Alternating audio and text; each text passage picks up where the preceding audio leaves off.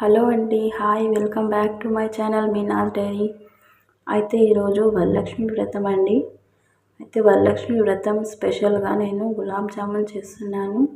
ఇవి ఖోవా గులాబ్ జామున్ అండి. అయితే దీంట్లో ఓన్లీ కొంచెం మైదా కలుపుకొని బాగా పిండిని పిసుక్కొని చాలా సాఫ్ట్గా అయ్యేంత వరకు పిండి పిసుక్కోవాలండి. పిసుక్కున్న తర్వాత క్రాక్స్ రాకుండా మనం ఉండల్లా చుట్టుకోవాలి.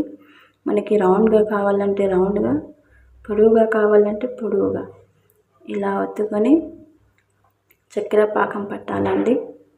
1 గ్లాస్ చక్కెరకి 1 గ్లాస్ నీళ్ళు ఆ కొలతతో పట్టుకొని పాకం కొంచెం చిక్కగా అయ్యేంత వరకు పాకం పట్టాలి. దాని తర్వాత నూనెలో బ్రౌన్ కలర్ వచ్చే వరకు మన గులాబ్ జామున్లు స్లో ఫ్లేమ్లో వేయించుకుంటే